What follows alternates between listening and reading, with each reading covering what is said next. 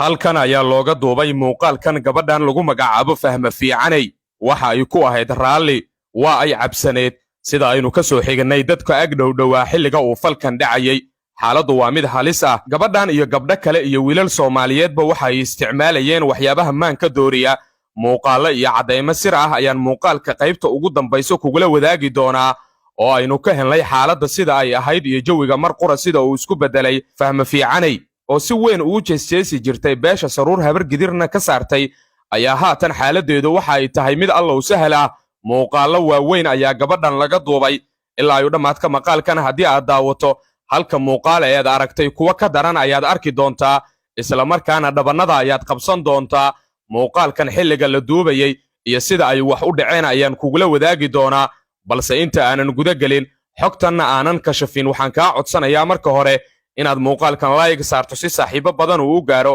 xogtanna ay u ogaadaan una sheer garee saaxiibada Facebookga kugu weheliya si aynu u helno saaxiibo u qalbi furan sida adiga oo kale qaybta hoose ee commentigana waad inoogu reebi kartaa aragtida aad ka qabto in gabar Soomaaliyeed wiilal fara badan ay guri la gasho iyada oo la isticmaalayso waxyaabaha maanka dooriya xilliga dambe ee habeenkiina la isku mirto waad ku mahadsan tahay daawade la jaanqaadkaaga gabadhan lagu magacaabo Fahma Fiicanay aaladda TikTok ayaa si weyn looga yaqaanaa wax allaala wax ay doonto ayayna ka sheegtaa dhawaan waxaa laga baahiyey baraha bulshadana qabsaday muuqaal iyada oo loo galmoonaya xagga dambe ee jirkeedana laga saaray waxyaabo biyo ah isla markaana kaamirada uu wiilku si weyn ula raacayo waxaana muuqaalkaasi soo fasaxay wiil ay magaciisa ku sheegtay Ibraahim oo muuqaalkan ka duubay iyada oo ka dhacsanayd xaaladda sida tooska ah ee jirto haddaan idinla wadaaga daawadayaal waa in gabadhan Soomaaliyeed ay caadaysatay in wiilal dhalinyaro ah ay guri ugu tagto si ay markaasi ula isticmaasho waxyaabaha maanka dooriya subxaanallah waa gabar Soomaaliyeed waxay ku dhiiranaysaa in xilliga dambe ee habeenkii ah ay guryaha Muqdisho ugu gargaraacdo wiilal ay taqaano qaarkood waa ay soo dhawaysataa oo si walaaltinimo ah ayay ula socotaa halka kuwa kalena ay xiriir jacayl la jisho waa gabar Soomaaliyeed mar waliba waxay ku dhiirataa in beel Soomaaliyeed ay aflagaadayso waliba si public ah oo ay bulshada u wada jeegdo Muqdisho gabdho fara badan ayaa muuqaalo noocan oo kala ah looga duubaa habeen waliba waxaana sababta ugu weyn ee keenaysa in gabar Soomaaliyeed muuqaal laga duuba ayaa ah in gabdhuhu iyo wiilasha ay guryo wada tagaan iyaga oo guryo kiraysanaya halkaasna lagu wada isticmaalo waxyaabaha maanka dooriya